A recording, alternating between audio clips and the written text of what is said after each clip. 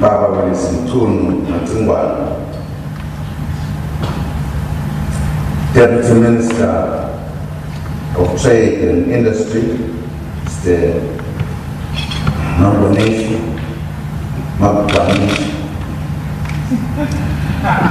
no, really, because of no business but I'm not gratitude.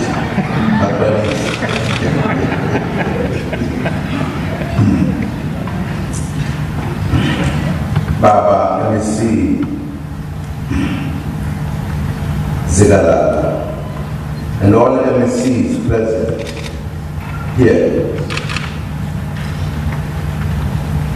The Mayor of Etequini, Councillor Zandile Kumete Nguni, business representatives present here, ladies and gentlemen, a good afternoon to you all. Sanbona,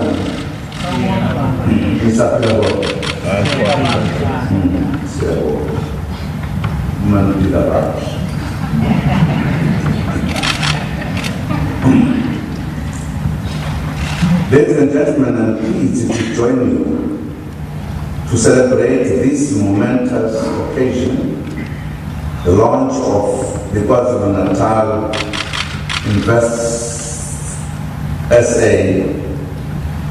one-stop shop for our investors. Investment promotion is critical for our economy. We look forward to indeed good relations and conducive environment for our businesses. And we look upon new or expanded businesses to contribute to much needed job creation for our people. For us to be able to draw in new investments, we need to create a conducive environment. It is for this reason that the one-stop shop InvestSA centers are being established in our country. We have been sensitized by business people in various forums about challenges they face when seeking to establish businesses in South Africa due to various bureaucratic requirements. The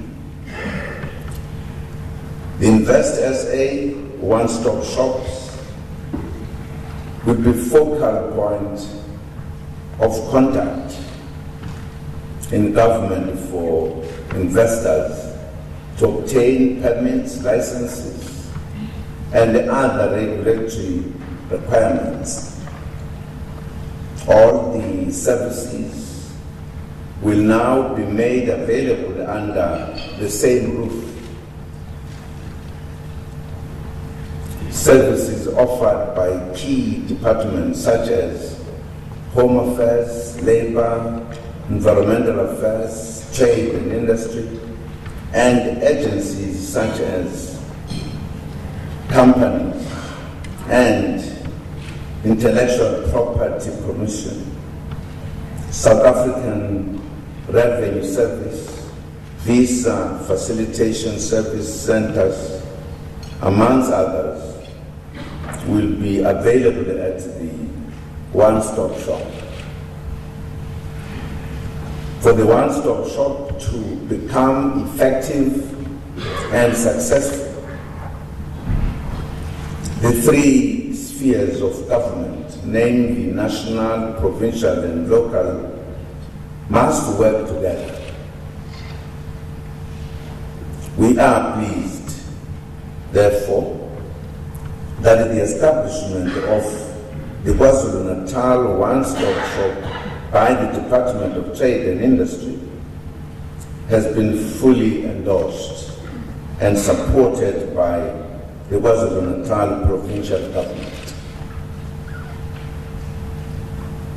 It has been agreed that the KZN one-stop shop will be housed at the offices of Trade and Industry, of Trade and Investment KwaZulu-Natal as the agency that carries the provincial mandate to attract and retain investment in KwaZulu-Natal. KwaZulu-Natal has taken a step further by establishing satellite offices at Durban Trade Port and Richards Bay Industrial Development Zone. The satellite office at Durban Trade Port is also ready for operation, whilst the Richards Bay Industrial Development Zone is still under construction. Other linkages have been created with municipalities, for example, with the eThekwini municipality and Mhlatuze, whilst the remainder will be rolled out in due course. The province has thus taken investment promotion very seriously in practical terms. Government wants to make it easier for citizens as well as to establish businesses. As a result, the registration of businesses has been made quicker and easier. The Companies and Intellectual Property Commission has rolled out self-service terminals in partnership with banks, local economic development agencies, and chambers for company registrations. By June this year, self-service terminals were rolled out to all provinces and are accessible to small business in rural areas. The Department of Home Affairs has also partnered with banks with the rollout of smart IDs and passports with a turnaround time of 5 working days. The one-stop shops will not immediately resolve all the challenges experienced by investors. However, every concerted effort is put in place to remedy the challenges listed above. The establishment of these new services should assist to further enhance our country's attractiveness as an investment destination. South Africa is a lucrative investment destination where the returns on investments are high. The government also offers a wide array of incentives, corporate tax relief, and has also established special economic zones throughout the country. We are pleased that many investors are taking advantage of the opportunities. This is evident from recent investments or expansions by multinational heavyweights like BMW, Marriott Hotels, Lucchini, RS, AB, Antwerp, Goodyear, Ford, and Beijing Automobile International Corporation, amongst others. They are all attracted by the fact that South Africa has a lot to offer with regards to infrastructure, institutions, goods and market efficiency, financial market development, technological readiness, business sophistication, and innovation. In light of the current economic challenges, we need to do more to create an environment that supports investment and which helps us to reach the growth targets mentioned in the National Development Plan. We are also required to implement our programs with less resources than before due to the economic challenges domestically and globally. We thus remain fully committed to the country's fiscal framework as articulated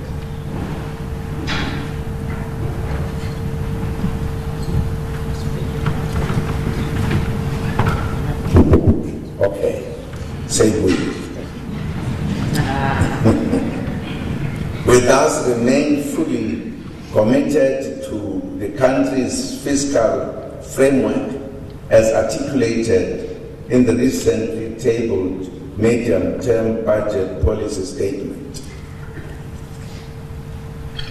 The National Treasury is leading us in preparing proposals that are designed to bring the public finances back onto a sustainable path. Government departments will have to reduce expenditure on non-core business more than before.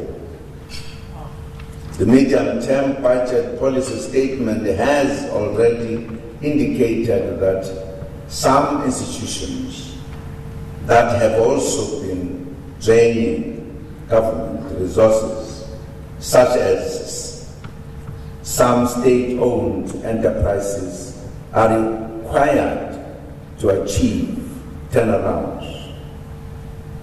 Some key milestones include the recapitalization of our national carrier, SAA, and the appointment of its new board and permanent CEO. We will support SAA on its path towards renewal.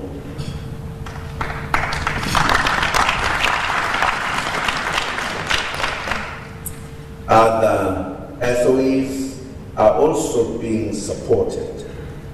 Work is advanced to find leadership for ESCOM, which is an engine for economic development.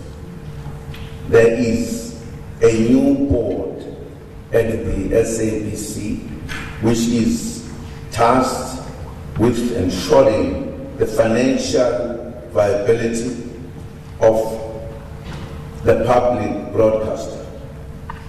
We wish them well in this regard. Also important is the need to continue supporting institutions that strengthen our democracy and also our economy as part of creating the right environment for economic growth and development. In this regard, we value the work that is done by the South African Reserve Bank, and we will continue to protect its independence. We value our Chapter 9 institutions and also those we established to promote clean governance, such as the Public Service Commission and the Special Investigation Unit, which help us to fight corruption and maladministration in the public sector. I mention all these because they all are part of our package of promoting economic growth in an environment in which there is sound economic and political management. We are doing this not only for investors, but also for our people, because they deserve good governance and effective service delivery. Ladies and gentlemen, before I conclude my remarks, I wish to reflect briefly on the political situation in our sister Republic of Zimbabwe. As we have said in the last few days, our region, SADC, is committed to providing support to the people of Zimbabwe to resolve the political situation that has arisen there. Early in the week, I spoke to President Robert Mugabe in my capacity as the current chair of SADC. I also sent 2 special envoys to Harare. The envoys had fruitful meetings with President Mugabe, some government ministers and leaders of the Zimbabwe Defense Force. Although it is early days, we are cautiously optimistic that the situation will be resolved amicably. We wish to reiterate our commitment to support the people of Zimbabwe during this difficult period. A stable and peaceful SADC region is in our best interest, and Zimbabwe is a critical member of our regional community. We also reaffirm the African Union Directive against unconstitutional changes in government within the continent, which all SADC member states should abide by. We have historical, economic, cultural, political, and family ties with Zimbabwe. We urge all our people to support the Zimbabwean brothers and sisters as they face the current difficult situation in their country. Ladies and gentlemen, investors and potential investors, we invite you to join us on this journey of building a stronger, globally competitive economy in our country and the region. We invite you to make use of the one-stop shop centers to obtain the various services in a more convenient setting, and together let us promote thriving industries which create jobs for our people, especially the youth. It is my pleasure to declare the KwaZulu-Natal InvestSA one-stop center officially open. I thank you.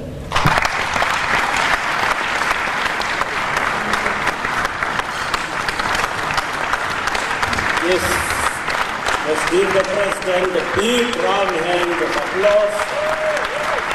Thank you, Mr. President. Thank you, President Kamalala. I believe it's clear to all of us. We just have to work. Those in government have to work and make it easy for the investors to invest. The systems must be clear, must flow, but also individuals managing the system must also be professional, honest, functional, and alive. But also be honest people. With that, let's then welcome Madam Mayor, Her Worship, Councillor Zandile Umete, to give us the closing remarks. After a remark, I will come back to make some few announcements. Councillor Umete.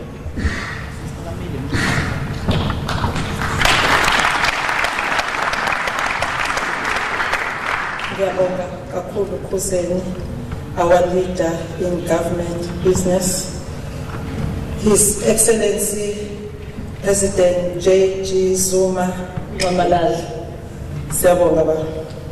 our Premier of KwaZulu-Natal, Matengwa Nyanda Mkhulu Dabezitha, our Deputy Minister Bulelan, our KZN Economic Council represented by Dominique Colette, Mama Ina Kronye, our chairperson with Zamo from Trade Invest, Consul Generals present, District Mayors, Baba Unzuza, our City Manager, our government officials, our business leaders, all of them. Our leader in business said, all of you, you are important. So I'm not going to be mentioning any name. Sanbon. Ladies and gentlemen, Sanbonan, would like to take this opportunity on behalf of the people of eThekwini and thank you for launching this one-stop shop project in our city. We want to ensure you that you have chosen an investor-friendly city and will do our level best to ensure that this becomes a success for our future generations to come. We thank His Excellency President Jacob Zuma for his leadership and vision ensuring that we have one-stop shop investor in South Africa. The one-stop shop concept was born out of our President Jacob Zuma in 2015 State of the Nation address, in which he stated that, I quote, one-stop interdepartmental clearinghouse would attend to investor complaints and problems. Kubalulekile ukuthi simbonge umuntu esaphila ngoba imisebenzi emihle iyokulandela noma kunzima. Cela sibongizane.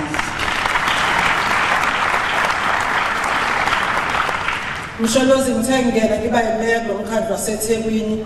Part of our challenges ama-investors abe nawo i-turnaround time yethu njengomkhandlu nanjengo-government of KwaZulu-Natal. So this initiative gives hope to our investors ukuthi sizoyi-overcome the challenges esiphambili. We are of the firm view that this initiative will provide investors with local knowledge of the investment environment and quick turnaround time for the relevant investor applications, improving the experience of investment in KwaZulu-Natal. It is a great opportunity for all of us in the local government because this will also reduce the lengthy process of investing in South Africa. In August this year, we approved the new unit responsible for bringing in foreign investment for eThekwini that is known as InvestSA. The new unit will have significantly increased resources, capacity and leadership support to attract, retain and grow investment in our core sectors.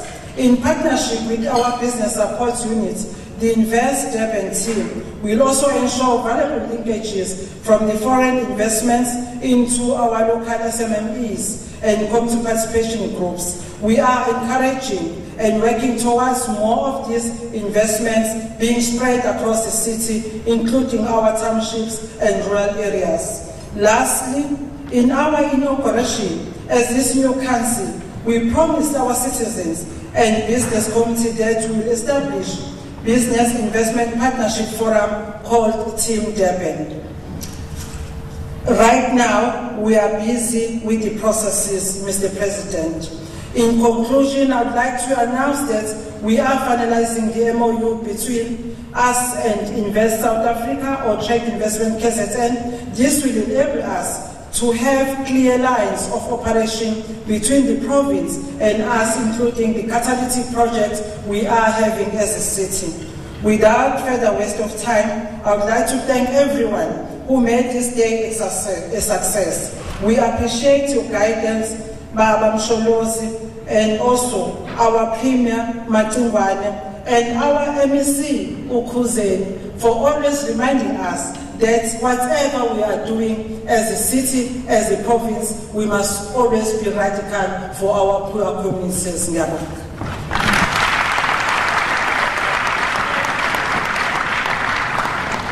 Thank you, Madam Mayor. You know, politicians of this century, they speak very briefly, just straight to the point, and then they sit down. You know, at some point, we know politicians, we are used to politicians to speak. In about 3 hours were done. A decade ago, 3 hours would be taken by one person speaking.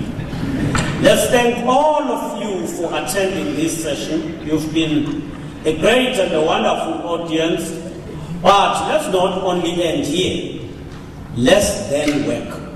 Ensure that this investment center is utilized appropriately. If there are expectations, expectations are good. They need to be fulfilled, managed, and grow the economy. In growing our economy, we've said that ours is radical economic transformation, and radical economic transformation and inclusive economy are not two and separate things, but one is a means to the other. The radical economic transformation is radical because it should produce an inclusive economy which will be part of that envisaged society which we are saying will be a truly non-racial, non-sexist, united and prosperous society. Yes. So we must all be prepared to live in that society, inclusive and harmonious. With that, the program is coming to an end. The leadership will be taken for an interview, the brief, media briefing, whilst we take lunch. There are 2 7 points.